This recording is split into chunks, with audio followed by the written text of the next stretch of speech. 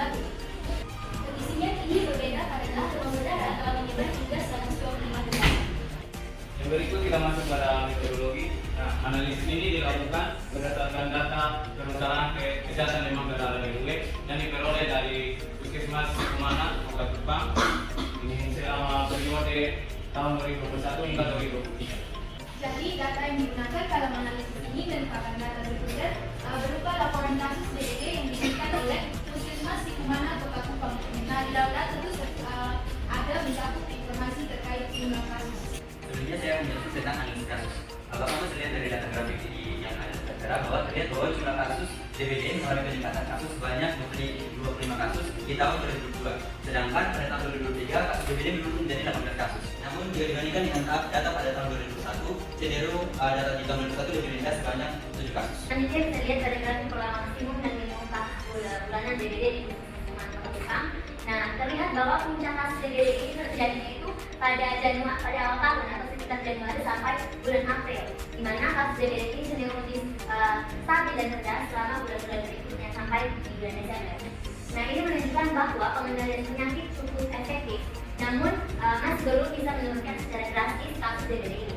Nah, garis warna yang berbeda untuk setiap tahun memudahkan untuk melihat perbandingan langsung antara tahun dari tahun 2021 sampai tahun 2023, di mana tahun 2022 itu menunjukkan angka yang jauh lebih tinggi dibanding tahun-tahun berikutnya. Yang berikut kita masuk ke upaya yang sudah dilakukan. Yang pertama, penyuluhan kesehatan, di mana Puskesmas Kumana telah melaksanakan program penyuluhan kesehatan untuk meningkatkan pengetahuan masyarakat tentang DBD. Nah, program ini dilakukan melalui sesi edukasi di berbagai tempat seperti posyandu dan sekolah untuk menjelaskan penyebab, gejala, dan bencana DBD. Yang kedua, melalui materi edukasi mencakup informasi tentang siklus hidup nyamuk Aedes, tempat berkembang biak, dan langkah-langkah pencegahan. Nah, teman-teman semuanya, upaya kedua adalah dengan melakukan kegiatan kerja bakti. Nah, di sini dengan dilakukan kegiatan kerja bakti, yaitu kita mendorong teman-teman semua dapat secara aktif untuk menjaga lingkungan di sekitar teman-teman itu tinggal. Nah, contoh dari kegiatan kerja bakti di sini itu seperti pembersihan lingkungan, yaitu dengan mengorganisir pembersihan lingkungan di sekitar pemukiman teman-teman semuanya untuk menghilangkan genangan air yang menjadi tempat penumpukan nyamuk. Nah, yang kedua yaitu dengan pengelolaan sampah yang benar, yaitu dengan mengedukasikan masyarakat tentang pentingnya pengelolaan sampah dan tempat penampungan air yang benar agar tidak menjadi sarang untuk nyamuk itu dapat berkembang biak di rumah atau tempat itu sekalian. Selanjutnya yaitu edukasi melalui media tertulis. Puskesmas memanfaatkan media tertulis untuk menyebarkan informasi mengenai DBD yang mencakup pertama pamflet dan juga poster, membagikan pamflet dan memasang poster di tempat-tempat umum untuk menarik perhatian masyarakat. Dan selanjutnya yang kedua yaitu media sosial, menggunakan platform media sosial untuk membagikan informasi dan tips pencegahan DBD. Oke, teman-teman sekalian, sekarang kita masuk ke dalam upaya yang keempat, itu adalah kunjungan rumah. Melakukan kunjungan rumah ini merupakan salah satu strategi untuk mendekati masyarakat secara langsung. Nah, dengan melakukan kunjungan rumah ini, tugas kesehatan itu mempunyai dua tugas atau dua peran. Jadi yang pertama itu, tugas kesehatan ini akan melakukan kunjungan langsung kepada Bapak Mama mengenai DBD dan juga akan menjawab semua pertanyaan yang diberikan oleh Bapak Mama mengenai DBD. Yang kedua ini adalah mengobservasi lingkungan, di mana tugas kesehatan ini akan mengamati kondisi rumah dan lingkungan sekitar Bapak Mama ini agar dapat terhindar dari DBD. Baik, yang berikut kita masuk pada upaya kelima yaitu penyuluhan tentang sterilisasi lingkungan. Nah, di sini Puskesmas Kumana mengajarkan kepada masyarakat tentang pentingnya sterilisasi lingkungan untuk mencegah DBD.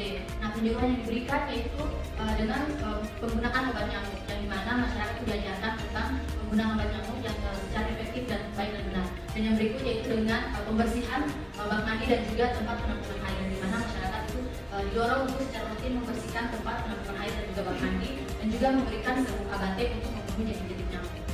Baik Bapak Mama, yang berikut upaya yang kedua yaitu kolaborasi dengan pihak terkait, di mana Puskesmas Kumana terus menjalin kerjasama dengan berbagai pihak seperti dinas kesehatan, di mana berkolaborasi dalam mengadakan program-program kesehatan dalam pencegahan yang lebih luas. Yang berikut kolaborasi dengan pihak organisasi masyarakat, di mana melibatkan masyarakat dalam partisipasi dalam pencegahan penyakit demam berdarah dengue. Berdasarkan hasil investigasi terhadap kasus DBD di Puskesmas Kumana dari tahun 2021 hingga 2023, dapat disimpulkan bahwa upaya pencegahan dan pengendalian yang dilakukan telah menunjukkan hasil yang positif. Program penyuluhan kesehatan yang dilaksanakan berhasil meningkatkan pengetahuan masyarakat mengenai DBD, termasuk Selanjutnya, selain itu terdapat penurunan signifikan dalam jumlah kasus DBD selama periode tersebut yang mengindikasikan efektivitas dari kegiatan pembersihan lingkungan dan penyuluhan yang dilakukan. Partisipasi aktif masyarakat dan kegiatan lain serta kerja bakti serta kolaborasi yang baik antara puskesmas, dinas kesehatan dan organisasi masyarakat juga berkontribusi pada keberhasilannya. Selanjutnya adalah saran. Nah, di sini saran yang kami lakukan yaitu untuk mempertahankan dan meningkatkan hasil yang telah dicapai, disarankan agar puskesmas di mana terus memperkuat program edukasi kesehatan dengan melibatkan lebih banyak masyarakat. Nah, terutama di daerah yang masih memiliki angka kasus DBD yang tinggi.